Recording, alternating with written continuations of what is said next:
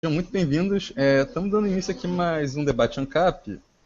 Hoje nós falaremos sobre um vídeo, quer dizer, Humberto tem uma tese de que anarcocapitalismo é feudalismo. Então ele vai defender essa tese e o Pedro Henrique irá argumentar contrariamente. Você que está assistindo o vídeo aí, já deixa o seu gostei. E, bem, vamos dar aqui o lugar de fala agora para o Humberto por 10 minutos, inicialmente, para ele apresentar a tese dele. Humberto, boa noite. Boa noite. Então tá, eu sou o Humberto, tá? Sou jovem na internet ainda, tá? Eu não participava desse meio, vamos dizer assim.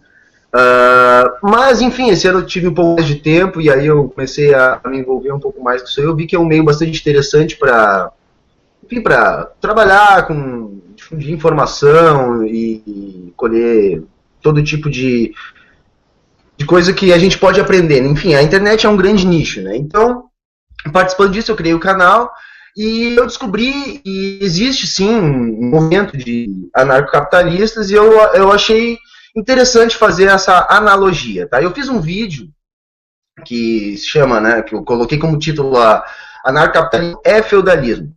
Bom, é lógico que isso é uma questão provocativa, porque não existe como a gente voltar no tempo e voltar ao feudalismo, né? Então, o que eu estou querendo dizer com esse vídeo é o seguinte, que o que aconteceu com o colapso do Império Romano e a ruralização da economia e, enfim, a fragmentação até a decomposição do Estado ali na transição para a Idade Média, seria uma situação análoga ao que nós teríamos no caso da implantação de uma sociedade ANCAP. Tá?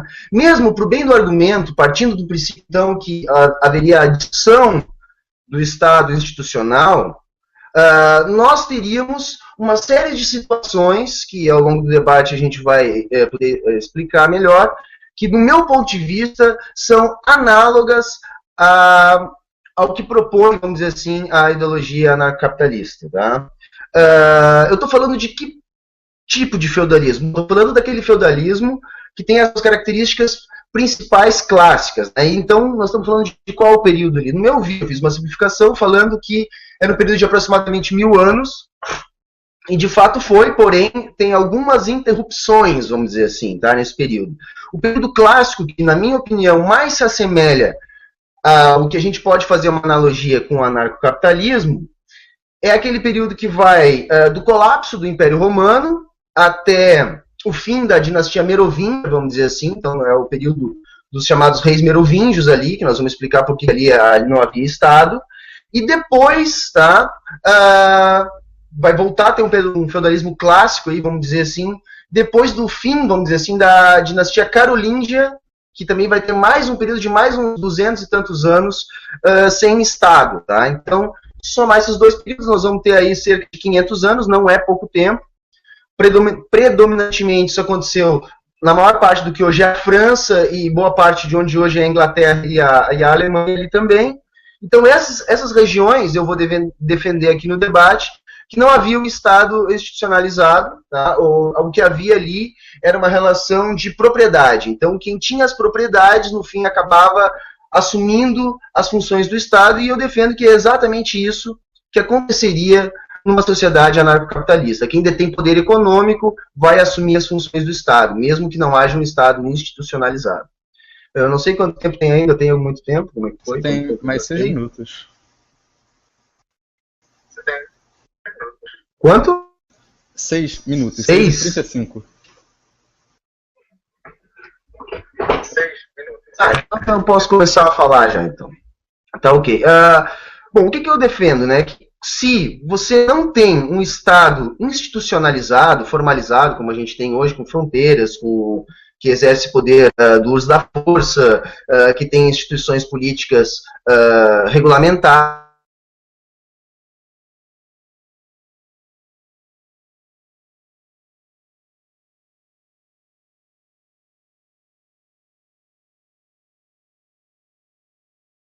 exatamente isso que aconteceu nesses períodos que eu descrevi ao longo desse início de minha fala aqui. Tá? O poder econômico na Idade Média, ele era a terra, e a terra era uma propriedade privada. ok? Então, quem tinha maiores quantidades de terra, portanto, maior poder econômico, acabava impondo a sua política a todas as populações que eram obrigadas a se sujeitar a trabalhar nessas terras. Exatamente o que eu imagino que aconteceria numa eventual sociedade anarcocapitalista. Quem detém o poder econômico, ou seja, a posse dos meios de produção, vai continuar determinando a vida daquelas pessoas que não detêm os meios de produção, aquelas pessoas que dependem destas, que detêm os meios de produção, para sobreviver. Então, vai haver um conjunto de regras, o que hoje nós chamamos de leis, que vai ter que ser cumprido por essas pessoas, porque senão elas não vão ter acesso a esses meios de produção. Exatamente como acontecia durante o período feudal. Todas as instituições que hoje são públicas, tá, elas não deixaram de existir, elas só deixaram de ser públicas. Mas a função do Estado de dominar a população, de impor a elas limites, ela não deixou de existir. Então, essa ideia de que sem Estado haveria liberdade, porque as pessoas poderiam fazer o que elas bem entendessem, assim, em termos de empreender, como defendem a ideologia capitalista, eu acredito que não, que isso seria exatamente limitado, da mesma maneira que era limitado no feudalismo, justamente porque quem detinha o poder econômico acabava impondo aquilo que as pessoas tinham que fazer, ou seja, fazia o papel do Estado. Então eram microestados que, na verdade, eles eram controlados pelas posses, então era uma fazenda como que tinha um nome lá, vamos dizer assim, e o fazendeiro é que manda. Vamos fazer uma analogia mais ou menos nesse sentido.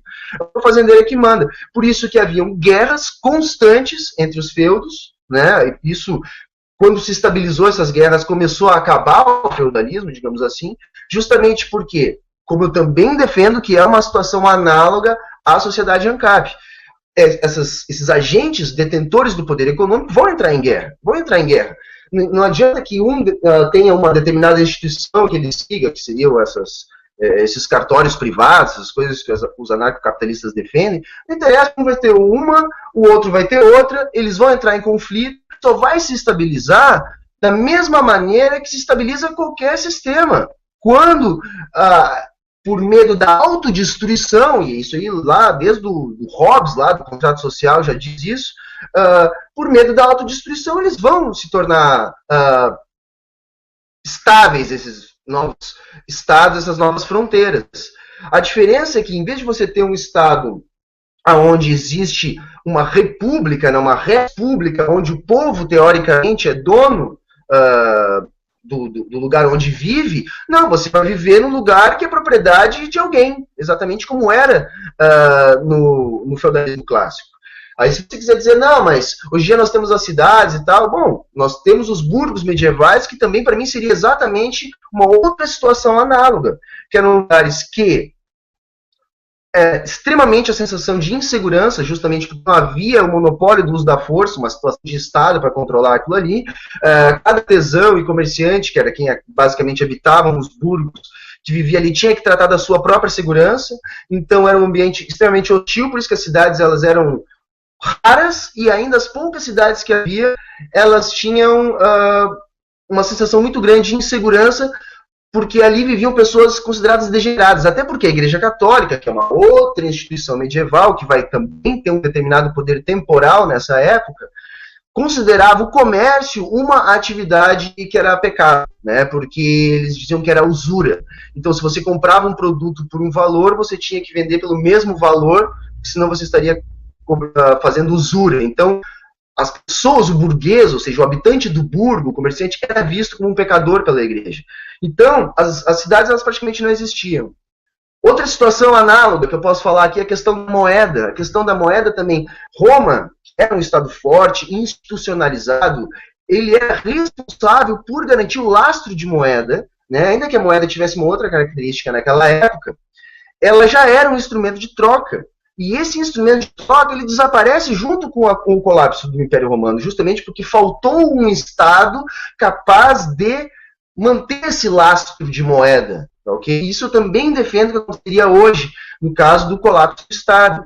Mesmo que seja perfeitamente possível a existência de uma moeda privada, né? Isso aí a gente sabe, já tem muita coisa escrita sobre isso e já foi tentado, inclusive, N vezes no mundo. Para que essa moeda tenha, de fato, valor, vamos dizer assim, para que a moeda tenha valor, é necessário que ela seja o passivo, né? Porque a moeda é um passivo, a nossa moeda é fiduciária, de um agente com um passivo muito grande, o que eu não vejo uma maneira de como nós temos uma moeda privada hoje em dia, tá ok? Eu sei que provavelmente vocês vão falar do Bitcoin ou coisas parecidas, tá? Que é uma proposta interessante em alguns aspectos, que a gente pode fazer uma discussão interessante sobre isso aí, mas não vejo, no momento, o Bitcoin como exercendo função de moeda, ok? Ele não está exercendo essa função. Pode exercer um dia, quem sabe, se mudar algumas coisinhas ali, eu vejo que a blockchain é um sistema bastante interessante, né, que é o que, na verdade, está por trás do Bitcoin, mas eu vejo que acontecia a mesma situação análoga. Na ausência de um Estado que garantisse lastro para a moeda, bom, não vai haver moeda. Logo ela vai se tornar escassa, e sem moeda a gente sabe que todas as relações de comércio elas ficam muito difíceis, né? O escambo, ele impede, vamos dizer assim, o desenvolvimento do comércio, na medida que você não tem uma unidade de conta, né? E aí, sem unidade de conta, você tem dificuldade de fazer comércio, né? Por isso que desde lá da atividade... Deu tempo? Deu. 10 minutos. Tá ok, valeu. Beleza, então. Agora o Pedro vai poder responder aí também 10 minutos para ele. Botei o cronômetro aqui. Pode começar. Beleza, não é bem uma resposta. Eu só vou trazer aqui a minha tese. A discussão vai começar daqui a pouco. Vamos lá. A tese do Humberto é a seguinte: anarcocapitalismo é feudalismo. Então já vamos responder de cara. Anarcocapitalismo é feudalismo? Não. O que é o anarcocapitalismo? Anarcocapitalismo simplesmente é mercado sem Estado. Você mantém o mercado, como a gente já conhece, e retira o Estado. Simplesmente isso. A sociedade simplesmente vai ser regida por trocas voluntárias, divisão do trabalho, especialização, interdependência entre os diversos agentes. Você tem que entender que você não precisa saber fazer tudo, você só faz aquilo que você é melhor, enquanto que o outro faz o que ele é melhor, e depois vocês trocam. Sem falar que no anarcocapitalismo, poder político não existe. Feudalismo. Primeiro lugar, são unidades rurais autônomas. Ou seja, elas não são interdependentes, são autônomas. Cada um produz tudo o que precisa. A divisão do trabalho é baixíssima, em contraste com o anarcocapitalismo. Pouquíssima interação entre as unidades. Você não produz aquilo que você é melhor e depois troca. Não, você produz e já consome ali mesmo. Uma das características do feudalismo é justamente a agricultura de subsistência. E sem falar que o poder político existe sim. Quando se fala que não existe Estado, ele simplesmente quer dizer que não existe um rei com monopólio do uso da força, que é a definição clássica de Estado.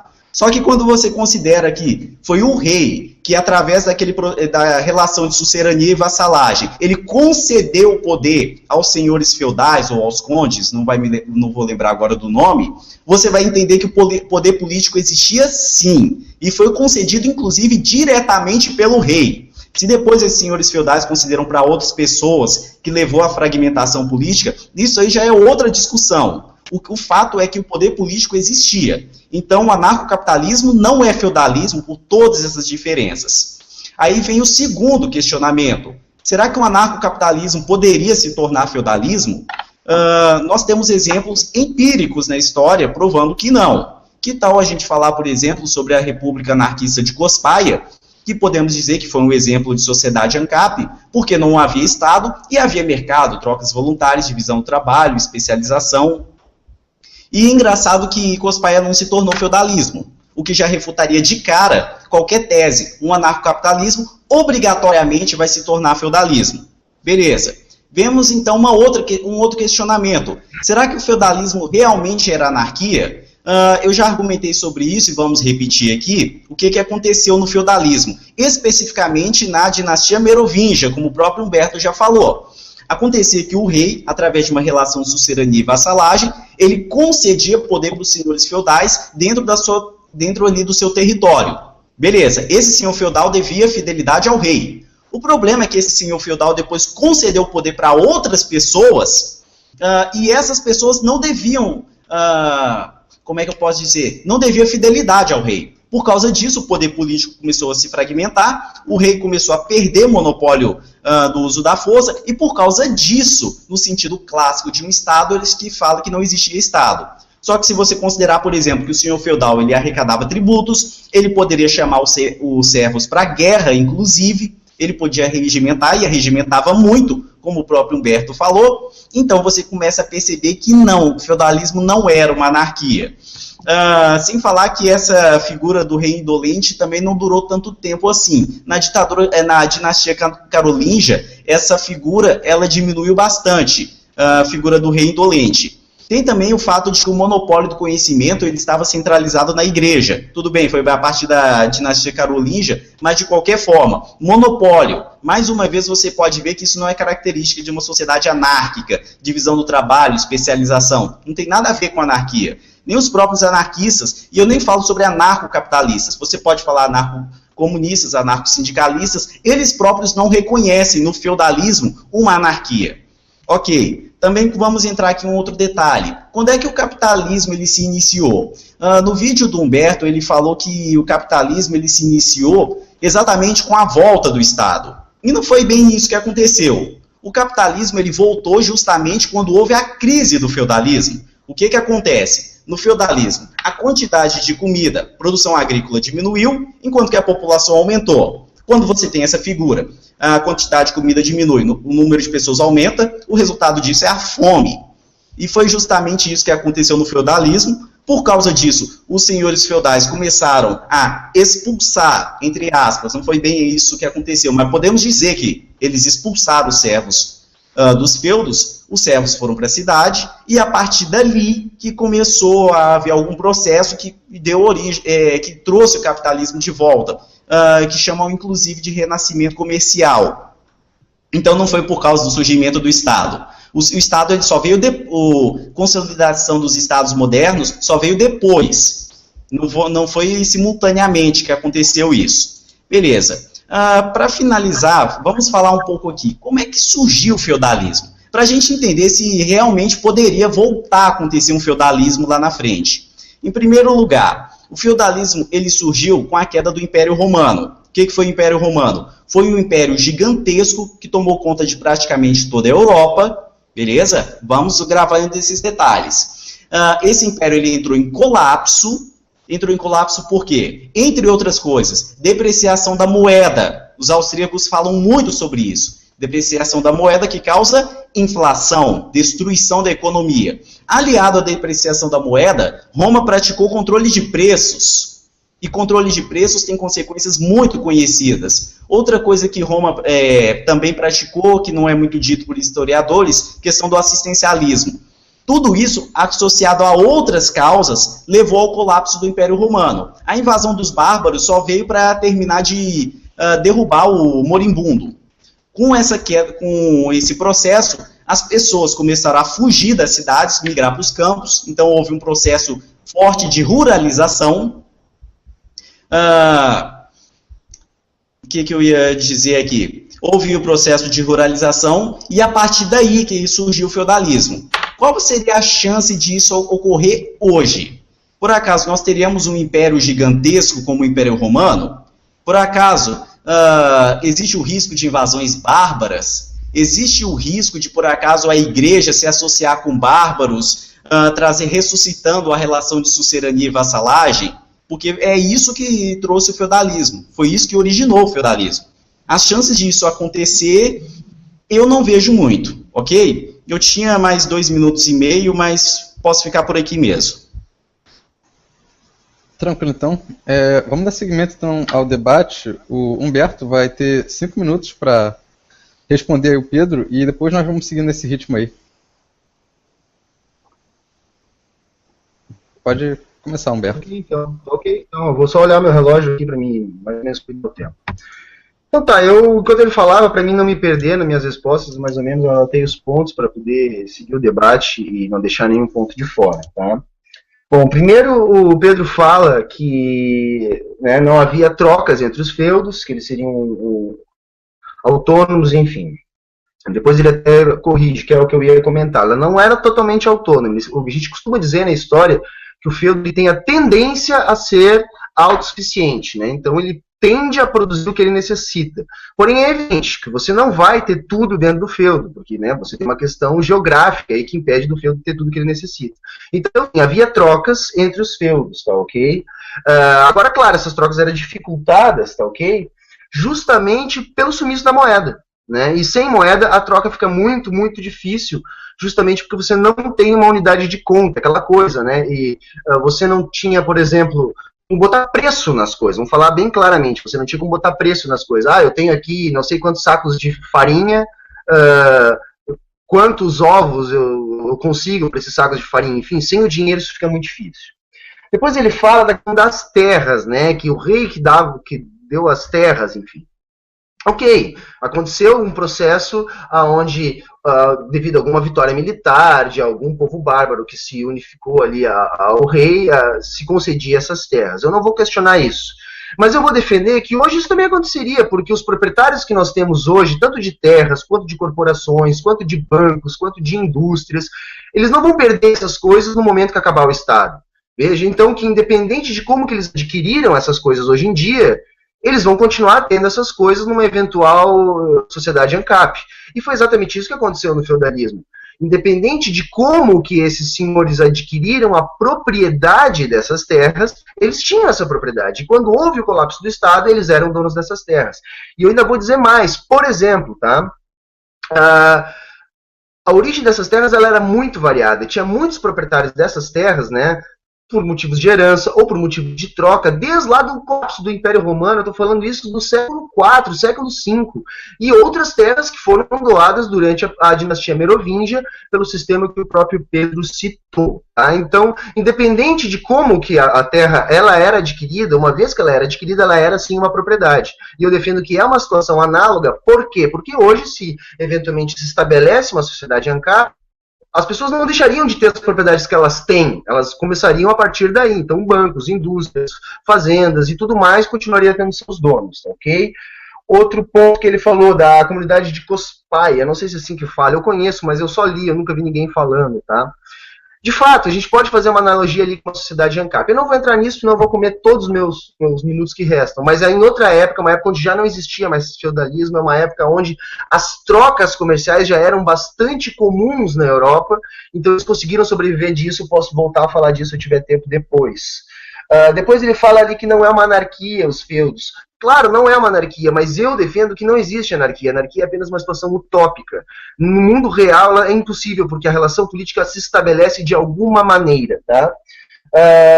Depois ele fala do comércio, tá? Não vai dar tempo de eu falar agora, mas ele fala do comércio que surge, não tem a ver necessariamente com a ideia do Estado, eu vou marcar aqui para falar depois, que não vai dar tempo. A questão, ele fala depois da inflação em Roma e da ruralização. De fato, a inflação estava acontecendo no momento que estava acontecendo a ruralização, mas no momento onde o Estado romano estava sendo enfraquecido. Tá? Estava acontecendo o colapso do Estado romano, e isso colaborou para a inflação, porque não havia como manter o lastro. Lembrando que a moeda naquela época era ouro, é diferente da moeda fiduciária que a gente usa hoje em dia. Tá? E isso começou a gerar uma situação de insegurança, porque o Estado não dava mais conta de manter a segurança nas cidades. Isso colaborou para a ruralização também, além da carestia, além da inflação que o Pedro citou. E só para falar, assistencialismo em Roma, não, desculpe, isso não havia. Isso está se referindo ali ao pão e circo, tá? Aquilo ali foi uma estratégia, na verdade, não funcionava bem como um assistencialismo, era absolutamente insuficiente no sentido de fazer essa função. Eles distribuíam pães durante festas no Coliseu, e não só no Coliseu, em outras arenas que haviam por todo o Império Romano. Mas eu acho que era isso, pelos meus cálculos aqui, meu tempo deve estar já acabando. E falta um pouquinho mais do comércio, mas eu acho que vai ter tempo para voltar a falar sobre isso depois. Então eu continuo dizendo que é uma situação análoga, sim, tá? Porque nós não desapareceria toda essa estrutura de propriedades que existe hoje na eventual implantação de uma sociedade anarcocapitalista, exatamente como aconteceu na época feudal. Ok? Tranquilo, então, o Pedro tem 5 minutos aí para dar a resposta dele ao Humberto. Beleza, vamos pegar aqui o que eu anotei. Em primeiro lugar, a questão de que o feudalismo ele se baseava em unidades autossuficientes, isso aí é um fato histórico, ninguém questiona isso. O fato de haver um comércio no feudalismo, lembrando que era um comércio extremamente fraco, extremamente restrito, com o uso restrito da moeda, eram características marcantes do feudalismo. Lembrando também que o baixo uso da moeda no feudalismo ocorria por dois fatores. Primeiro, por causa da influência da cultura bárbara. Você tem que lembrar que foi a cultura bárbara que trouxe essa ideia, a relação de sucessania e vassalagem, e foi justamente, também veio a agricultura de subsistência, isso também foi herança da cultura bárbara. E outro fator, citado pelo próprio Humberto, foi o fato de que a igreja condenava o comércio, condenava a busca pelo lucro. Isso também tornou o comércio extremamente restrito na época do feudalismo. Eu concordo com o Humberto de que o feudalismo ele foi um período de extrema ignorância na humanidade. E ao contrário de historiadores modernos que dizem que aquilo não foi idade das trevas, eu digo que sim, aquilo ali foi idade das trevas. Foi o pior pesadelo da história da humanidade, o período feudal. Mas vamos deixar isso para outro debate. O Humberto falou que uma sociedade ANCAP hoje poderia se tornar feudalista porque hoje tem grandes corporações, tem grandes empresários que possuem estruturas e poderiam usar essa estrutura para dominar. Só que você tem que lembrar que no feudalismo os senhores feudais eles tinham influência política, eles tinham poder político concedido pelo rei. Em um anarcocapitalismo, o que a gente acredita que iria acontecer é o seguinte: pequenos empreendedores iriam iniciar negócios por todos os lados, gerando concorrência contra esses grandes corporativistas. Esses grandes corporativistas eles teriam um problema, porque agora eles não teriam um mercado monopolístico como eles têm hoje. Eles teriam que competir com esses pequenos empreendedores, lembrando que manter essa estrutura gigantesca que eles têm hoje custa dinheiro, e eles só conseguem manter justamente porque o Estado, porque o governo cria barreiras para a abertura de novos negócios. Caindo essas barreiras, novos negócios surgem para todos os lados, tomando o mercado dos grandes, os grandes simplesmente não vão ter dinheiro, não vão ter como manter essa estrutura toda. Eu até já fiz um vídeo sobre isso, grandes corporações e anarcocapitalismo, e eu já refutei essa tese de que grandes corporativistas eles iriam se manter em uma sociedade ANCAP. Tanto que se eles quisessem, eles poderiam simplesmente colocar um político hoje no governo, simplesmente acabar com tudo, se o anarcocapitalismo fosse realmente vantajoso para eles. Ok. Outra coisa, a terra não era considerada propriedade, e isso aí eu já fiz uma pesquisa, nesse período, e terra não era propriedade dos senhores feudais, ela era uma concessão dos reis mediante juramento de fidelidade, e ela poderia inclusive ser tomada. E sim, ela poderia inclusive ser tomada. O que acontecia? Acontecia que o rei ele concedia terra para os senhores feudais em troca de juramento de fidelidade, só que esses senhores feudais depois concediam para outras pessoas e essas outras pessoas não juravam fidelidade para o rei. E foi isso que ocasionou a fragmentação política e enfraquecimento do rei e aquela questão dos reis indolentes. Ok, mas você tem que lembrar que no início não era bem assim, isso aqui é uma propriedade do senhor feudal e ninguém mexe. Não é bem isso que acontecia. Ok, o Humberto também falou assim, a anarquia seria uma coisa utópica. Bem, eu já provei que não. Tem a República Anarquista de Cospaia, hoje tem uma cidade que também pode ser considerada anarquista, Cristiânia, na Dinamarca, eu fiz uma pesquisa, onde não tem Estado ali, não tem um governo central onde tudo é decidido entre os próprios cidadãos. Então, se falar assim, é utopia porque não existe, bem, existe. Se você falar assim, é utopia porque eu não acho que seja sustentável. Na época da escravidão, as pessoas também achavam que escravidão não seria sustentável. As pessoas, um mundo onde não existe escravos. No próprio feudalismo, as pessoas já imaginavam, como assim um mundo sem esses feudos? Como assim um mundo, a gente voltar para a cidade? Isso é impossível. Então, essa defesa de que uma anarquia é utópica porque não existe ou porque não é sustentável, isso aí eu também rejeito. Quanto à questão da inflação em Roma, aí meu tempo já está quase acabando, ocorreu simplesmente porque o Estado da época simplesmente depreciou a moeda. A moeda antes era 97% prata e depois no final era só 0,4% prata. E meu tempo acabou. Bom, beleza, então, Humberto, Você pode dar sua resposta aí, Pedro, agora. Tá, bom. Tá ok. Vamos lá, então. Primeiro, assim, a concepção clássica de feudalismo, eles não são totalmente autossuficientes. Eles tendem a ser autossuficientes, como eu falei antes. Então, não era totalmente, mas vamos lá. Eu não disse que hoje nós voltaríamos a uma sociedade rural ou feudal, vamos dizer assim. A analogia que eu estou fazendo e que eu continuo mantendo a minha opinião é que os detentores do poder econômico assumiriam a função do Estado, tá? A vida não voltaria a ser rural, ou pelo menos impossível que pudesse voltar a ser rural na mesma escala que tinha voltado na época do feudalismo. Outra coisa, o Pedro falou, e eu sabia que ia levar a conversa para esse lado, e as corporações se enfraqueceriam sem o Estado. E isso eu não vejo como, eu já vi o vídeo dele, como vi outros vídeos de outros canais ANCAP, que defendem isso. Eu não concordo com essa opinião, justamente porque os estados eles atuam justamente impedindo a formação desses monopólios. Eles alegam que a burocracia impede os pequenos de crescer. Eu vou dizer que não é bem assim. Eu vi o debate do Pedro Henrique contra o Mellin, né, o Anderson. O Anderson já explicou ali, dando o exemplo do período dos Estados Unidos, onde não havia nenhum tipo de regulamentação, tá? Que é o caso do... Agora eu não me lembro o nome do empresário, mas enfim, os monopólios se fortaleceriam. Pequenos comerciantes são meros tomadores de preço, né? O próprio Anderson no debate ainda falou do caso do Walmart, que ele sobreviveu um tempão com sobrepreço para matar a concorrência. Esse tipo de coisa aconteceria. E outra, sem o Estado para impedir as fusões, né? Isso é uma até de economia mesmo, bem da academia de economia. Sem o Estado para impedir as fusões, elas aconteceriam normalmente, porque o investidor ele pensa numa curva de utilidade, ele pensa numa razão de risco, e se para ele é muito mais fácil vender a empresa dele para um concorrente maior e assim continuar lucrando com o monopólio, ele vende. Então não vai, sem haver Estado, vai se aumentar os monopólios, da maneira que acontece hoje em dia. Os estados mais eficientes são justamente aqueles que atuam melhor no impedimento da formação desses monopólios. Essa ideia de que a burocracia atrapalha os pequenos, eu não concordo, tá? Outra coisa que ele falou, a terra não era propriedade. Claro que era uma propriedade. Não interessa como que ela era adquirida, que nem hoje em dia. Você tem uma escritura da sua casa, beleza, ela é sua propriedade porque você tem uma escritura.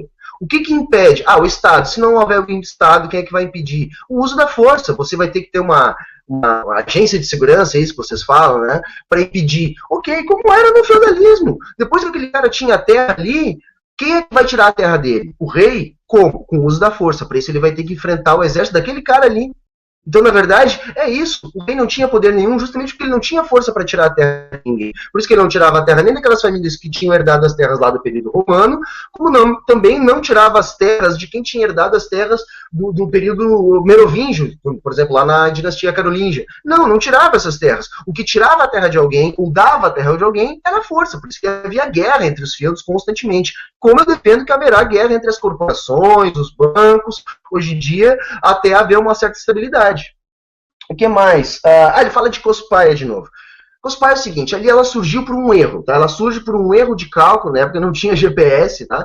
E entre a delimitação de 2 estados surge Cospaia, ali, se eu não me engano, onde hoje é a Itália. Eu já estudei sobre isso aí.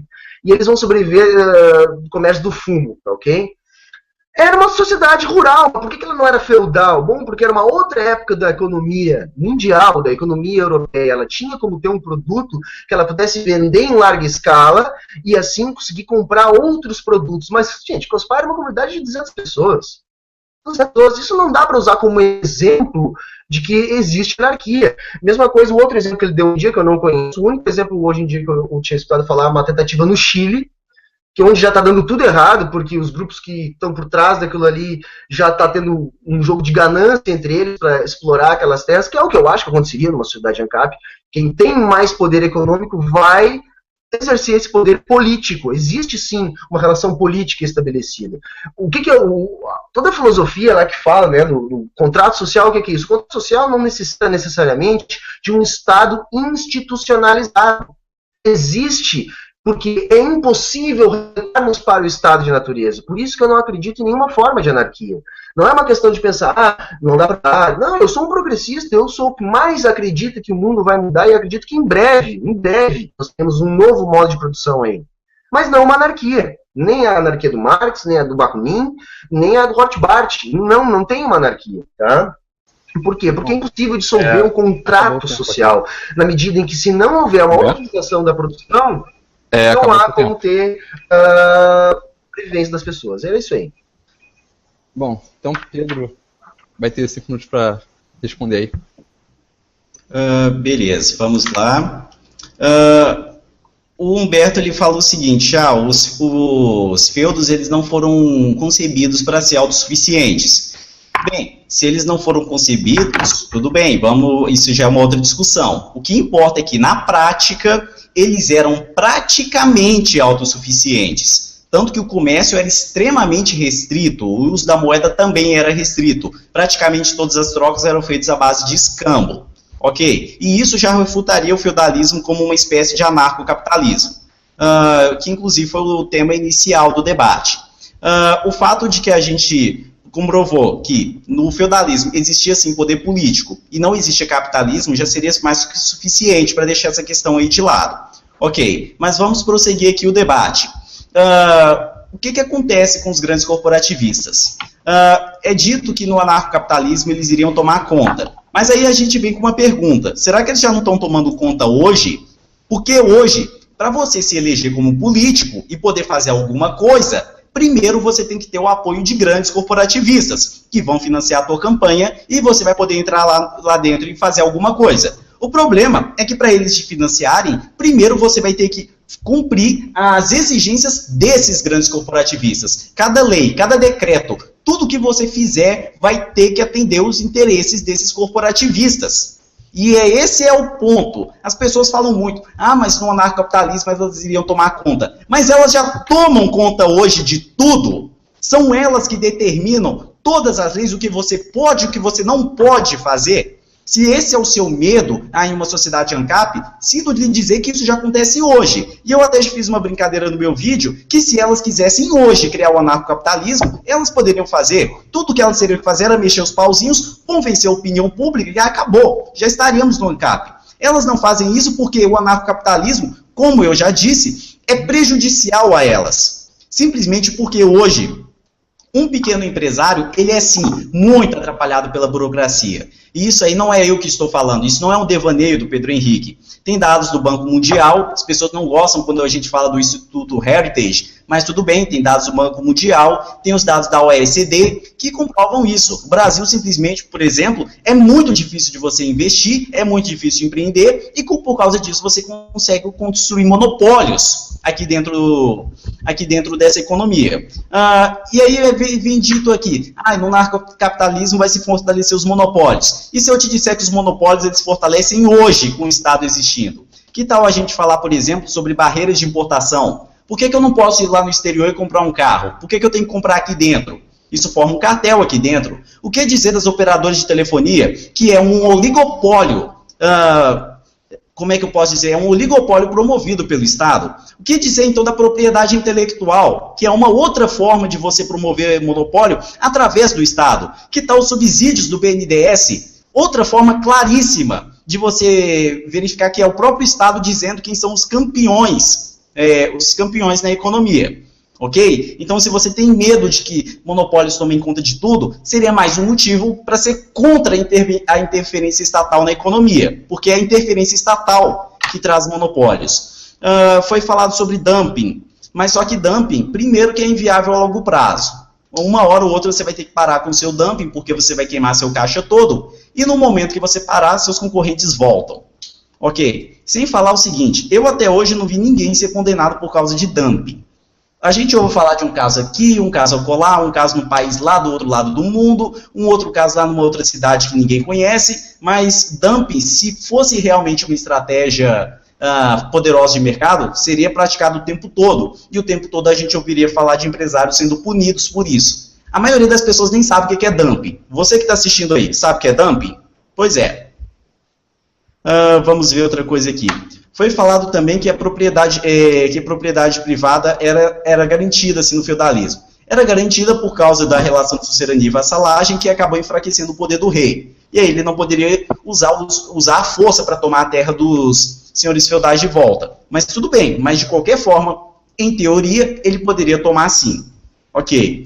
Quanto ao Cospaia, quando eu falo aqui sobre Cospaia, eu cito esse exemplo simplesmente para refutar a tese de que um anarcocapitalismo necessariamente vai se tornar feudalismo. Se esse é o medo de quem está assistindo, bem, tem um exemplo empírico que prova que não. Tivemos um anarcocapitalismo que não virou feudalismo.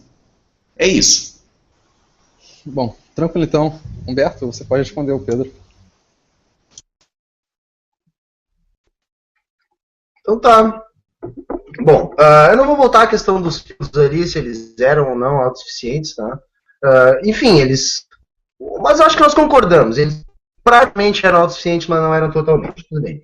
Mas o que eu defendo, que é diferente do Pedro Henrique, é que o comércio acabou porque acabou a moeda. Tá? E aí, por que acabou a moeda? Acabou a moeda desde lá do Império Romano. Por que inflacionou a moeda, que nem ele fala? Bom, inflacionou a moeda porque faltou metal. Faltou metal por que faltou metal? Porque houve escassez nas minas e não houveram novas descobertas. Bom, por que não houveram novas descobertas? Bom, porque estava havendo o colapso do Império Romano e eles não estavam mais conseguindo exercer a sua política expansionista. Ok? Aí ele fala das corporações, por que elas não dominam hoje? Bom, aí nós concordamos em muitos pontos, só nós discordamos numa pequena parte que é fundamental. É lógico, as corporações já mandam hoje em dia, elas já mandam, e elas poderiam criar uma sociedade ANCAP se elas quisessem? Poderiam sim, mas elas não têm o menor interesse. Por que elas vão arriscar um sistema onde elas já estão ganhando para um sistema que, por mais que elas fossem as forças mais fortes, elas teriam que brigar entre si, existiria desequilíbrio político, e isso poderia gerar guerra, e a gente sabe que a guerra nunca é bem-vinda. A guerra ela acontece como o último recurso da diplomacia, ok? O equilíbrio que existe entre os países, ele se estabelece a partir de um equilíbrio de forças.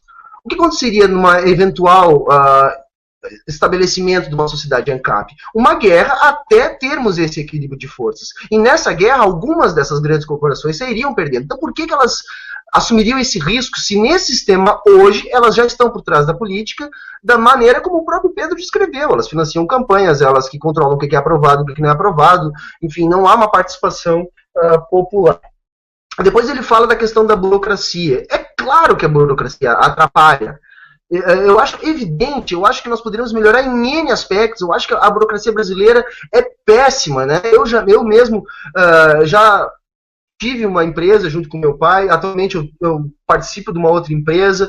Eu sei que isso realmente atrapalha, e eu sei que as grandes corporações elas têm vantagens porque elas movimentam mais capital. Mas a questão não é acabar com o Estado, e sim facilitar a burocracia, é sim melhorar a questão dos impostos, é sim melhorar a burocracia, diminuir, eu não vou nem entrar na questão de diminuir os impostos, mas melhorar. Nossos impostos são horríveis, né? A nossa tributação ela tributa mais quem ganha menos na proporção, né? Então ela não é boa. Não quer dizer que ela tem que acabar, quer dizer que ela tem que ser corrigida. Bom, os índices da Heritage, poxa, não vamos entrar nisso aí, eu vou perder todo o meu tempo, tá? Mas ele não mede a liberdade econômica, ele mede a liberdade econômica, tá? De novo, eu vou voltar aqui no vídeo do Anderson que ele fez sobre os índices, que para mim é muito bom, e ali ele já refuta isso aí, tá? Mas ele fala sobre dumping, que não existe dumping. Bom, a Ambev, gente, a Ambev, que a semana passada, ano passado, anunciou mais uma grande fusão com a Miller, ok? O camarada já é o homem mais rico, o brasileiro mais rico, né? Não vou dizer o Brasil porque ele não mora no Brasil, mas já é o brasileiro mais rico, ele está tomando um monopólio. Isso acontece o tempo todo. O Bill Gates, nos Estados Unidos, teve que criar uma outra empresa, ok? Para não ser acusado de monopólio da Microsoft na época do Windows. Ele teve que criar uma outra empresa justamente para quebrar a lei, porque eles conseguem dar sempre um rolo na lei. Outra coisa que ele falou também, agora, o Pedro falou agora na nossa última intervenção, a relação de suzerania. Ora, teoricamente o rei podia tirar a terra, mas na prática ele não tinha como tirar, porque ele não tinha condições bélicas de tirar a terra de ninguém. Bem pelo contrário, ele tinha que manter uma boa relação com o senhor feudal, porque, na verdade, quem mandava era o senhor feudal. O rei, durante o período clássico do feudalismo, que eu falei na minha primeira intervenção, que é lá na dinastia Merovingia, e depois, do fim da Carolíngia até o estabelecimento das monarquias nacionais, nesses dois somados dão em torno de 500 anos, ainda que no período carolíngio ainda se tem um feudalismo, mas, sim, ok, um estado um pouco mais eficiente nesse período ali, não havia uma relação onde o Estado tinha qualquer poder de intervir na terra, a não ser pelo meio da guerra, mas aí o proprietário da terra também ia defender a sua terra. Então, nesse ponto de vista, eu continuo mantendo a minha posição, ok? É isso, acabou o tempo? Você mudou a tela, não entendi. Parece que ele caiu. Tudo bem. Bom, agora eu não sei qual ainda, mas tu pode continuar, isso é por aí, apresenta o teu ponto e a gente vai. Beleza, vamos então passar aqui. Foi falado aqui sobre a questão do comércio. Na verdade, o comércio ele acabou, eu já falei isso se não me engano, em 2 interações. O comércio ele acabou primeiro por causa da influência da cultura bárbara, que inclusive que foi a cultura bárbara que trouxe a questão de sucessania e vassalagem, e também a própria igreja condenando o lucro, que inclusive você falou e eu já validei, entendeu? Foi por causa disso que o comércio ele foi enfraquecido. Teve também a questão das invasões bárbaras, ruralização, tudo isso aí que acabou influenciando o enfraquecimento do comércio. Quanto à questão da depreciação, eu tenho aqui algumas fontes históricas, depois eu coloco os links aí na descrição.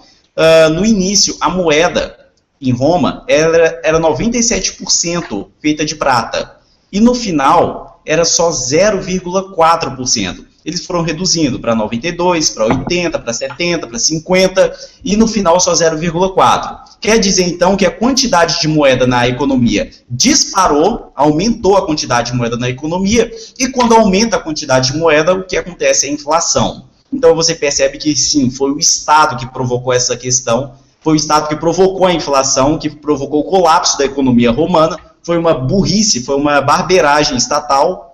Então, mais uma vez, essa situação, a própria situação do feudalismo, que foi realmente um atraso histórico, foi culpa do Estado romano.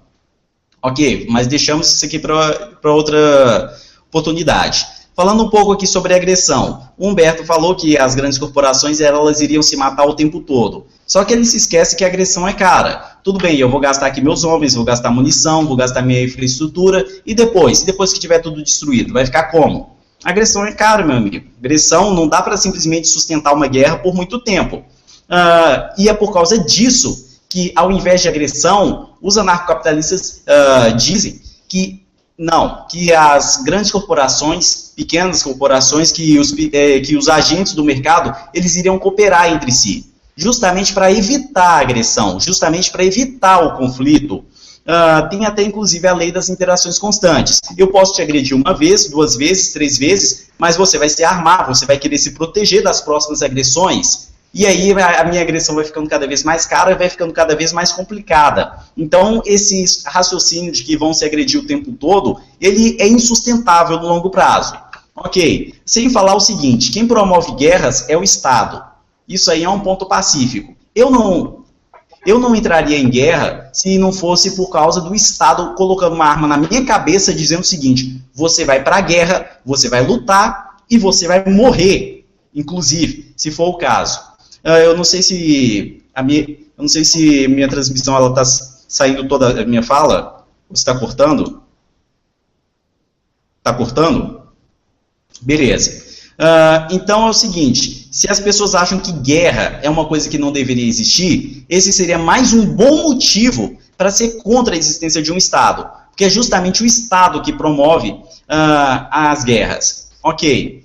Sobre os índices da Heritage, se você não gosta dos índices, você tem os seus motivos, tudo bem. Podemos apelar para os índices do Banco Mundial, podemos apelar para o índice da OECD, que dá resultados muito parecidos com o da Heritage. Não dá exatamente iguais, mas podemos comparar para você ver que os resultados são muito semelhantes. Ok, falou também sobre a questão do Bill Gates, como é que o Bill Gates enriqueceu.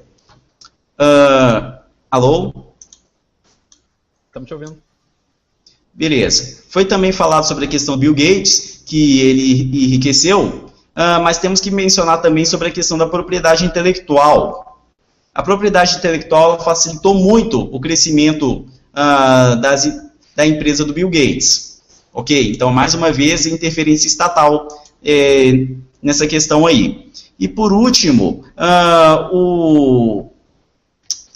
O Humberto está falando sobre a questão de que os senhores feudais não poderiam ter as suas propriedades tomadas. E eu já concordei com isso na minha fala anterior. Eu entendi que eu já concordei que na prática o rei não poderia tomar porque ele já não tinha mais o monopólio do uso da força, por causa daquela questão sucerania e vassalagem, que acabou fragmentando o poder político e enfraquecendo o poder do rei.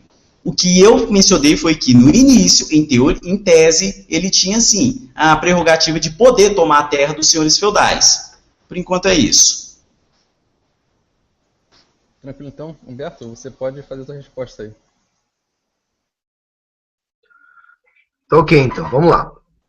Bom, primeiro ponto, né, que ele voltou na questão do enfraquecimento do comércio, e aí ele fala que foi uma barbeiragem de Roma em tirar a quantidade de metal precioso da moeda. Isso de fato aconteceu. Naquela época isso era possível, só que isso gerava, logicamente, inflação. Tá? Lembrando que a moeda é uma época de moeda mercadoria. O que eu estou querendo dizer é que não foi isso feito porque eles quiseram. Eles tiveram que fazer isso porque, havendo escassez de moeda, você não conseguia manter um processo de produção que tinha em Roma, que apesar de ser escravista, ele era uma escravidão em larga escala, né? A produção era em larga escala, existia um comércio muito forte. Como é que você vai sustentar um comércio muito forte sem fluidez de moeda? Então eles tiveram que dar fluidez de moeda, desvalorizando a moeda porque eles não conseguiam mais metal. Né? A igreja prejudicava o comércio? Sim, mas nós vamos ver que quando ressurge o comércio, a igreja continuava proibindo o comércio. Então, o que eu quero dizer é que as pessoas não deixam de fazer o comércio por causa da igreja. Porque quando a igreja vai lutar de todas as formas para impedir o comércio, e mesmo assim ele volta. Não, as pessoas elas abandonam o comércio por dois motivos. Primeiro, não havia segurança nas cidades, justamente pela inexistência do Estado. Não havia fluidez de moeda, o que dificultava o comércio. E enquanto a cultura bárbara, né, que ele fala ali, que colabora para a ruralização da economia, sim, é evidente que colabora, mas é mais um dos fatores. No meu entendimento, o fator principal é que sem Estado, tu tem uma dificuldade de comércio, e isso também é uma situação análoga hoje em dia. Nós teríamos sérios problemas de moeda hoje em dia. Como funcionaria a moeda hoje em dia numa eventual sociedade ANCAP? Eu acho que nós teríamos esse mesmo problema. Né? Claro que há diferenças, porque hoje nós temos uma sociedade altamente industrializada, muito mais fragmentada, mas haveria sim esse problema da falta de moeda, ok? O que mais que eu anotei aqui? Das corporações, elas vão ficar o tempo todo em guerra. Não vão ficar o tempo todo em guerra. Não, mas elas vão ter uma guerra até atingir o equilíbrio. E depois, até se atingir esse equilíbrio, muitas dessas corporações podem sair perdendo. Aí é que tá. Por que elas vão arriscar? Se nesse sistema elas já se beneficiam. Né? Eu não acredito que vai haver uma guerra permanente. Não vai acontecer uma guerra permanente. Vamos dar um exemplo. As grandes guerras mundiais que aconteceram na Europa, né? A Primeira e a Segunda Guerra, foi o quê? Um desequilíbrio de forças, onde um Estado achou que podia dominar o outro, eles entraram em guerra, e quando é que acabou a guerra? Bom, quando se atingiu um equilíbrio, e aí se estabeleceu novamente fronteiras a partir do equilíbrio que foi atingido. Outro ponto que o Pedro Henrique citou, a questão de que haveria cooperação entre as corporações. Aí eu vou dizer que mais ou menos. Por quê? As grandes corporações, elas continuariam exercendo influência sobre os pequenos. A pequena padaria, o pequeno mercadinho, continuaria fazendo exatamente o que faz hoje. Eles são tomadores de preço, ok? Dos produtos que eles vão vender. Eles não têm a liberdade de concorrência que o anarcapitalismo imagina que teria sem o Estado. E esses pequenos agentes, eles colaborariam com o sistema, haveria uma certa colaboração. Nos agentes grandes do capitalismo, haveria colaboração entre alguns e entre outros haveria disputa de mercado. E essa disputa de mercado, horas aconteceria de maneira pacífica, através da lei da concorrência, como os anarcapitalistas defendem, ora aconteceria pelo uso bélico. E isso ia depender dessa relação de estabilidade que é baseada na força. Ok? Como é hoje em dia. A questão que eu defendo é que seria uma sociedade que teria uma grande disposição a entrar em guerra, também de uma maneira análoga à que havia no feudalismo. Por isso que os feudos entravam em guerra constantemente. Por isso que dentro das cidades havia guerra entre os clãs constantemente. porque não havendo monopólio do uso da força por parte do Estado, esse equilíbrio ele é mais instável, né? Vai acontecer momentos de equilíbrio, já para o bem do argumento aqui, imaginando que seria possível uma sociedade ANCAP, eu vou defender que sim, em alguns momentos haveria equilíbrio, mas na maior parte dos momentos tem um momento de guerra, equilíbrio, guerra, e isso não é vantajoso para as grandes corporações. Por isso que elas não apoiam uma sociedade ANCAP. Essas grandes corporações, elas estão por trás do financiamento dos institutos liberais, de algumas pages e alguns canais, isso é mundial. Mas, na verdade, elas querem ANCAP? Não, elas plantam ANCAP para colher liberalismo. Isso sim é interessante para elas. Elas querem estados mais liberais, ou seja, elas querem o Estado para garantir a propriedade privada, para ter monopólio do uso da força, mas não querem que deixe de existir Estado. Okay? Elas plantam anarcapitalismo para colher liberalismo. Beleza, então. O Pedro tem o direito de você agora. Beleza. Vamos pegar aqui os pontos que foram tratados. O Humberto ele tinha falado que no Império Romano foi diminuída a quantidade de moeda, foi aumentada a quantidade de moeda porque simplesmente havia uma quantidade menor de metal. E que para uma economia ela poder funcionar, nós temos que ter uma quantidade de moedas, uma quantidade de moeda razoável. E isso é uma falácia econômica grosseira. Não é a quantidade de moeda que diz quanto a economia vai ser forte ou vai ser fraca. Não tem nada a ver com isso. O que determina se uma economia vai ser forte ou não é a quantidade de produtos e serviços oferecidos. E a quantidade de produtos e serviços oferecidos, ela só vai aumentar se houver divisão do trabalho e se houver especialização.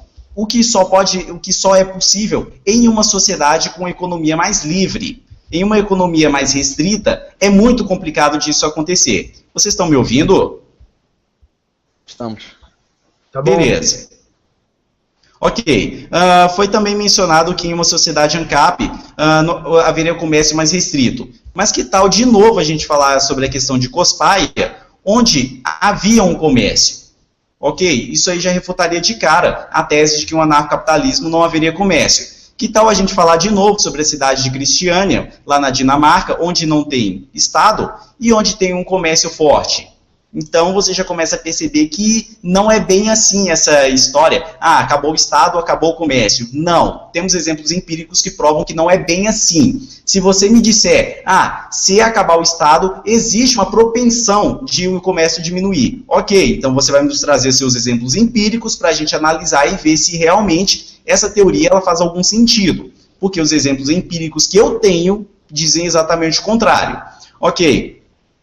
Foi falado também sobre a questão da guerra, e o Humberto acabou fortalecendo a minha tese de que guerra é promovida pelo Estado. Estados grandes querendo dominar estados pequenos. Lembrando que esses incentivos só existem porque o Estado ele tem um monopólio do uso da força. Ele pode obrigar os cidadãos a pegar em armas e ir para a guerra. Porque se fosse um cidadão decidir se ele vai arriscar a vida dele em uma guerra, que o ganho não vai ser nem para ele, vai ser para outras pessoas que ele nem conhece, esse cidadão jamais entraria em guerra. É dito, por exemplo, o que acontece, como é que eu posso dizer aqui? Por que acontece, por exemplo, guerras em países com economia menos livre e em países com economia mais livre você não vê tantas guerras acontecerem? Bem, guerra também é promovida pela questão da escassez. De novo, o que aumenta a quantidade de produtos e serviços na economia é a quantidade de tecnologia, mão de obra, divisão do trabalho, especialização, que permite aumentar a quantidade de produtos e serviços oferecidos, e quanto mais produtos e serviços oferecidos, menor a escassez e menor a propensão às pessoas entrarem em guerra. Então, mais uma vez, se você acha que guerra é um mal a ser combatido, você tem que combater a influência do Estado na economia, deixando com que as pessoas trabalhem, produzam e elas tenham uma economia muito mais poderosa, eliminando a escassez e eliminando a necessidade de conflitos. Ok, é dito também, está batendo muito nessa tecla de que grandes corporações elas iriam dominar o mercado e iriam ficar assim para sempre, como era na sociedade feudal. Bem, uma forma de se refutar isso, trazendo de novo dados, tem um vídeo do Adolfo Saxida, falando que as maiores empresas, as empresas mais ricas do mundo, têm menos de 40 anos. A maioria delas, pelo menos.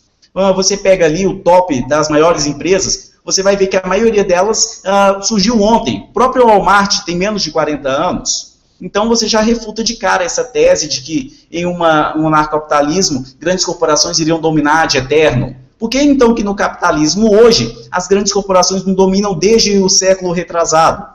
Pois é, porque se sua teoria fosse válida, é isso que deveria acontecer. Mas não é isso que acontece hoje, ok? Se você quiser mais dados, tem aquele vídeo do Adolfo Saxida, de repente eu coloco o link aí na descrição, onde ele fala sobre essa questão do capitalismo. Ok. Também foi dito sobre a questão de que são grandes corporações que financiam esses movimentos liberais. Eu acho que isso é uma teoria da conspiração. E teorias da conspiração eu acho um pouco complicado de debater por falta de exemplos empíricos. Não é algo exatamente falseável, então deixamos de lado por enquanto. Bom, tranquilo então. Humberto, você pode responder o Pedro agora. Bom, tá ok. Vamos lá então. Primeiro ponto, a moeda, né? A moeda não é necessariamente algo primordial. Não, dentro do capitalismo ela é muito importante, muito importante. Não há capitalismo sem moeda, né? Então tem essa questão aí sim, tá? A ideologia monetária dos anarcocapitalistas, eu já vi que eles tiram dos teóricos monetaristas da economia, que trata a moeda apenas como instrumento de troca, ok? Sendo que isso não é verdade. Isso aí, dentro da academia de economia, não é verdade. A moeda, além de instrumento de troca, ela é meio de pagamento, ela é unidade de conta e ela é reserva de valor. Né? Sendo assim, ela tem uma posição estratégica dentro do sistema feudal, ok? É lógico que a quantidade de moeda dentro de uma economia não determina a força da economia, e o que determina a força da economia é a produção dessa economia, como que o Pedro falou. Ok, mas você só aumenta a produção se você aumentar o volume de trocas, e você só aumenta o volume de trocas se você tiver fluidez no mercado. Né? Tanto é que isso, até mesmo os monetaristas, da onde os anarcapitalistas tiram suas teorias econômicas, defendem que aumenta a base monetária. Se você pegar lá o Friedman, por exemplo, ele tem sim um aumento da base monetária na teoria dele. Claro que tem, só que é um aumento constante, enquanto que para os neoclássicos, né, para os keynesianos, esse aumento não é constante e pode sofrer intervenção do mercado. Mas mesmo para os teóricos que os anarcapitalistas seguem, há aumento da base monetária. Então, é necessário dinheiro para a economia crescer. Embora o que determine o tamanho da economia, sim, é a produção. Essa produção só cresce se houver fluidez, ok? Outro ponto. O Estado que promove a guerra? Não, não é o Estado. O Estado, ele diminui a possibilidade da guerra na medida que ele é muito forte, ele detém uma grande quantidade de força. Então, ele colabora para esse equilíbrio. Por exemplo, tá, um exemplo empírico clássico aí, a Guerra Fria. Né? Nós temos duas grandes potências mundiais naquela época, potências bélicas, e que não entraram em guerra. Por que elas não entraram numa guerra de fato, apenas em algumas guerras pontuais ali? Bom, porque havia o medo da autodestruição. Né? Havia o medo da autodestruição. Então o Estado ele ajuda a diminuir a possibilidade de guerra, mas a possibilidade de guerra sempre existe em qualquer sociedade, em qualquer época. Tá? Outra coisa, por que o cidadão iria para a guerra, aquela coisa que o Pedro falou ali, né, numa sociedade ANCAP, por que ele iria para a guerra para defender uma coisa que nem é sua? Bom, pelo mesmo motivo que ele vai para a guerra hoje. O cidadão não escolhe ir para a guerra. Okay? O cidadão não escolheria ir para a guerra também nessa situação. Ele iria para a guerra por uma imposição.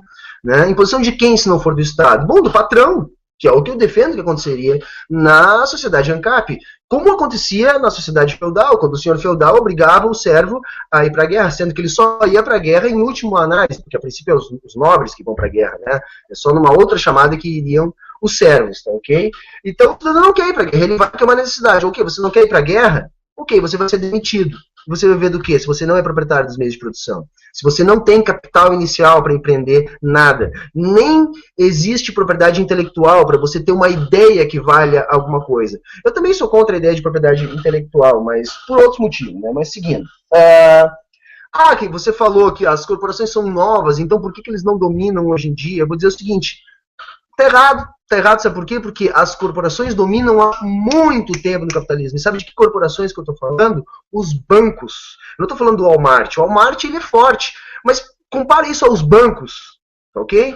Os bancos eles definem os rumos da economia desde o final do século XIX. Então, ok? Os estados, eles têm um movimento dialético, em alguns momentos eles ficam mais fortes, em alguns momentos ficam mais fracos em relação aos bancos, mas de lá para cá, são os bancos que dominam a política justamente por causa do primeiro ponto que eu falei nessa parte do debate. Sem dinheiro não há capitalismo, sem uma economia monetária não há capitalismo. E o capitalismo se estruturou, o capitalismo que nós temos hoje, ele se estruturou sob um sistema bancário, onde quem mais produz dinheiro não são os estados, são os bancos. Tanto é que existe 20 vezes mais dinheiro no mundo financeiro do que o dinheiro produzido pelos estados. Isso é estatística também, isso é estatística. Justamente por quê? Porque através de reserva fracionada, os bancos aumentam o lastro monetário. E não há o que os estados possam fazer para impedir o aumento desse lastro monetário por parte dos bancos. Isso os bancos fazem, não há como os governos interferirem nisso, a não ser por regulamentação, que é justamente o que os ANCAP são contra. Ok? E a última parte, só para concluir aqui, o teu tempo que é a teoria da conspiração que os liberais lá são defendidos. Tem o caso do site do Kim Kataguiri ali, que já tem que os irmãos Koch bancam ele. Tá bom. Então, quer mais prova do que isso? Pode seguir, vamos lá. Beleza, Pedro? Ok, vamos lá.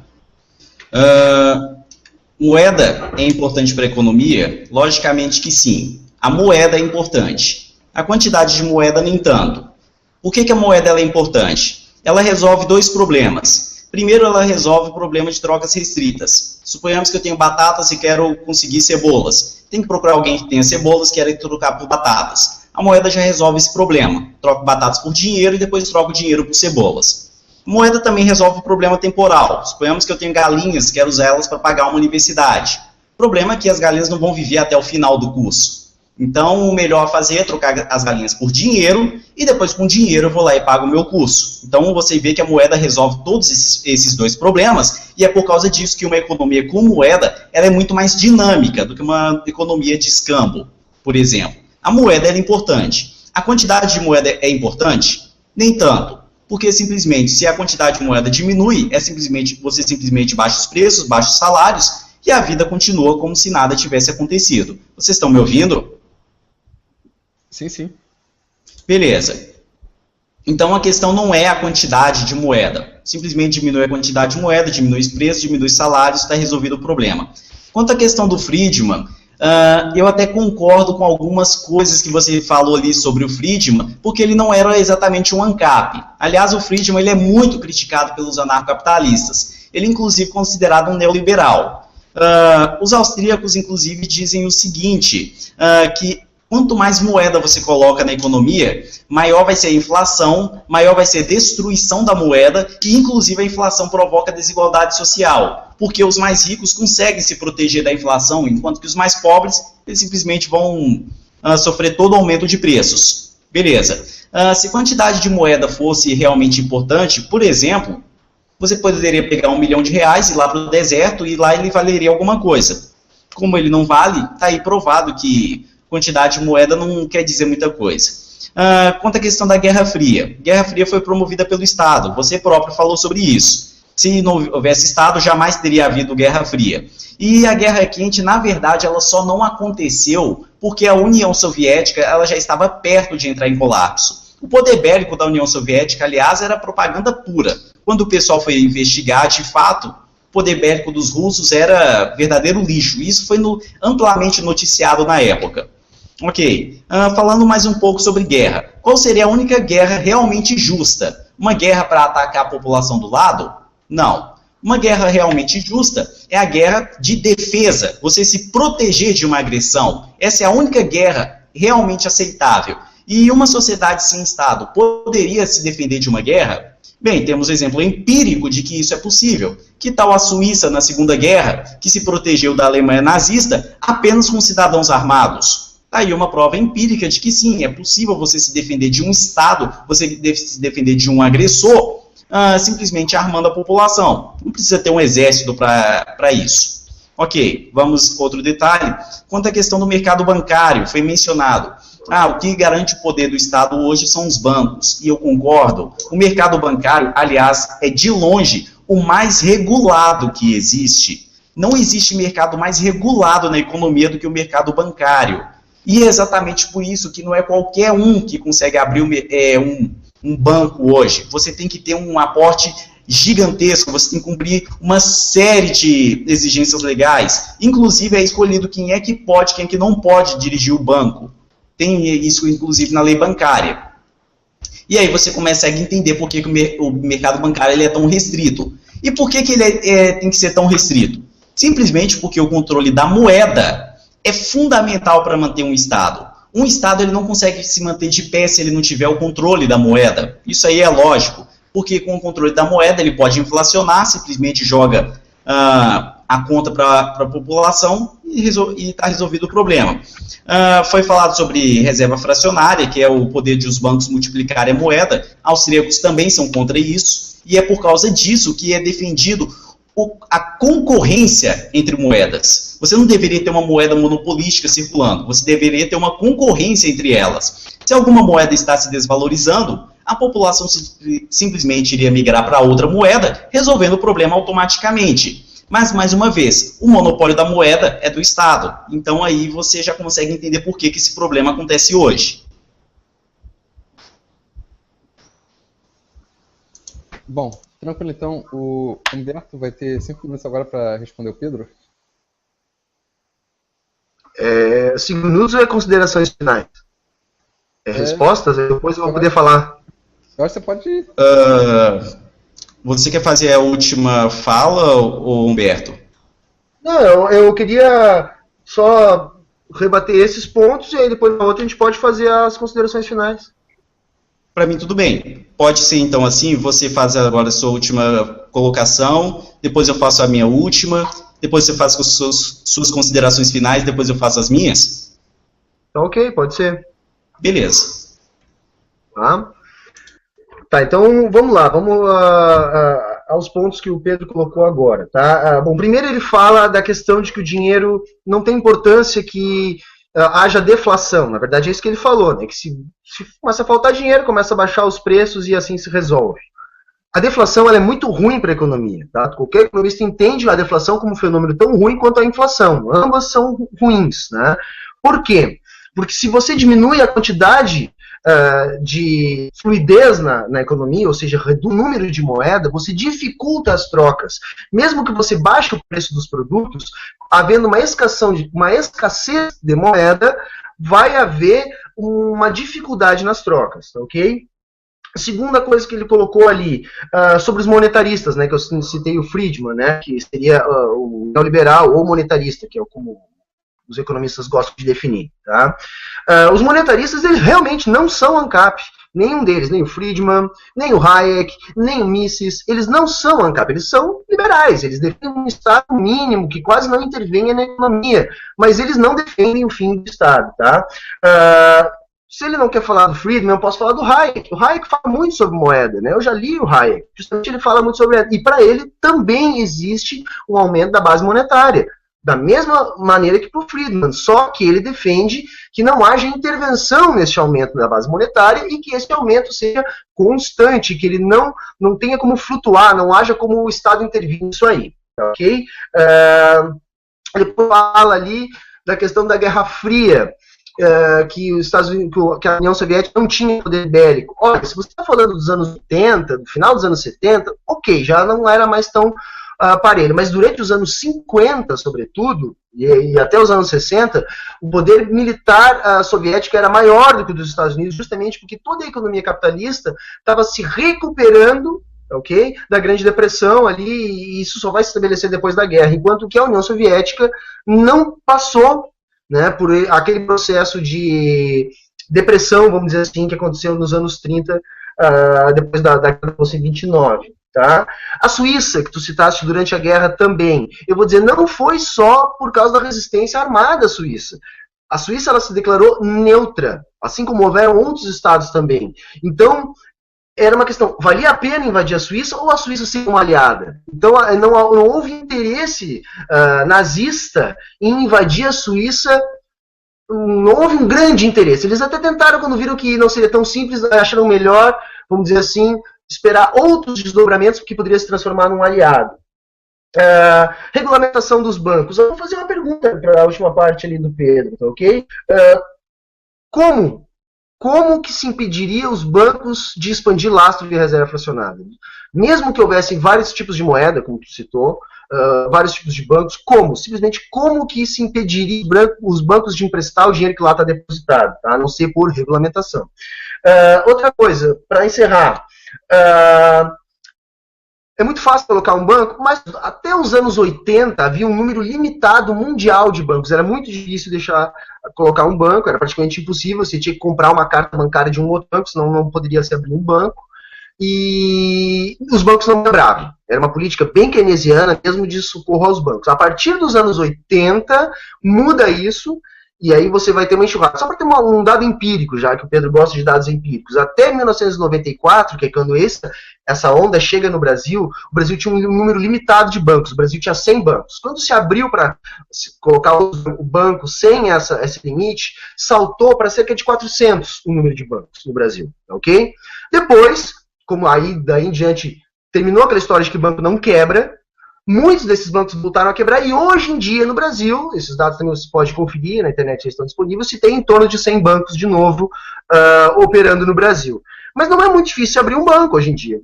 Hoje o que precisa é apenas capital, muito capital, e é lógico, toda uma burocracia que o Estado te exige. Mas não era como antigamente, que existia um número limitado de bancos, onde simplesmente não se podia colocar mais um banco. Isso desde a década de 80, que vem acabando, tá?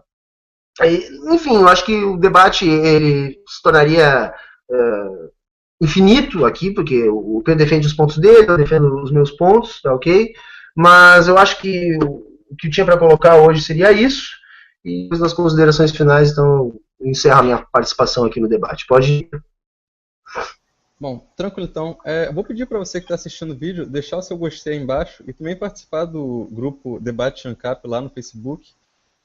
A parte que seria mesmo o debate a gente acabou e nós teremos as considerações finais de ambos os lados. Começando agora pelo Humberto também, e depois o Pedro Henrique vai fechar dando a resposta dele. Pode falar aí, Humberto. 5 minutos para você. Tá ok. Então eu queria agradecer a todo mundo que assistiu ao debate. Fiquei feliz porque o debate, embora eu tenha uma linha de pensamento bastante oposta à do Pedro Henrique, a gente conseguiu manter um debate num nível legal, né? A gente debateu ideias aqui, eu acho que esse é o objetivo da internet, né? Independente de quem tem razão ou não, eu acho que isso aí, quem está assistindo o debate pode tirar suas próprias conclusões, e eu sabia que o debate não seria conclusivo, né? Eu já me imaginava, eu só não queria que o debate cambasse por baixo nível, então eu estou feliz porque o debate foi legal, ok? Independente de eu concordar ou não com as ideias do Pedro Henrique, agradecer aí ao convite, ok? Eu sou novo na internet, eu não sou desse mundo, e é o primeiro Hangout que eu participo, né? Até tive que pedir para o Pedro me ajudar lá a conectar aqui, ok? E eu espero ter colaborado de alguma maneira, tá? Eu gostaria de pedir a todo o pessoal que está assistindo aqui ao debate também, que assine meu canal, que é jovem, eu não sou desse mundo da internet, não é... As coisas que eu coloco lá no meu canal eu tiro normalmente de livros, não é de outros vídeos, embora eu já esteja acompanhando alguns youtubers aí que eu gosto, tá ok? Vou pedir pro pessoal assinar lá o canal também, Saia da Matrix, é o meu canal, é modesto, é humilde. Tá? Agradecer mais uma vez ao Pedro pelo convite, pelo debate, apesar de a gente ter essas ideias opostas, o importante é que a gente fez um debate legal, eu espero ter entretido a galera aí que está aí desde as 8 horas com a gente, e, enfim, ter colaborado de alguma maneira para que a gente possa disseminar mais conhecimento na internet aí. E era isso, a todos, muito obrigado. Pode passar, cara. Bom, tranquilo então, Pedro. Beleza, eu quero agradecer primeiro ao Humberto pela oportunidade de poder ter debatido, pelo debate de altíssimo nível. Para te falar bem a verdade, é uma das poucas vezes que eu tive oportunidade de ter um debate com alguém de um nível tão excelente, não que os outros com quem eu debati fossem de níveis, não, eles também eram um nível legal, mas realmente hoje eu gostei muito do debate, tivemos um debate de um nível muito bom. De novo, pesada discordância, até porque eu falei com um participante uma vez, o nome desse canal não é Concorde ANCAP, o nome do canal é Debate ANCAP, é justamente debate de ideias, cada um defendendo a sua posição, para que o próprio público possa decidir quem está falando, quem está defendendo uma boa ideia, quem está mais equivocado. Podemos escolher um pouco da ideia desse aqui, mais um pouco da ideia daquele ali, e com isso formar a sua própria opinião. Beleza, eu depois vou deixar inclusive o link aí do canal do Humberto aí na descrição, para você poder dar uma conferida no canal dele, beleza? Quero agradecer também ao Caio, que veio aqui fazer essa gentileza de moderar, moderou esse debate e não me cobrou bitcoins para fazer a moderação. Obrigado, Caio. Quero agradecer a você que está assistindo o debate, pedir para você curtir o vídeo, compartilhar nas suas redes sociais, se inscreve aí no canal Debate ANCAP, tem o grupo Debate ANCAP, também está na descrição, onde você pode conversar comigo e com outros anarcocapitalistas, lembrando que eu estou de férias da internet até o dia 22, eu só reapareci aqui realmente porque eu já havia marcado esse debate com o Humberto, mas depois eu vou sumir de novo, até o dia 22, vocês não me encontram, beleza? Obrigado a todos. Minhas considerações eram essas. Bom, então é isso. Nós vamos finalizar o debate por aqui. Muito boa noite, obrigado a todos que assistiram e até a próxima.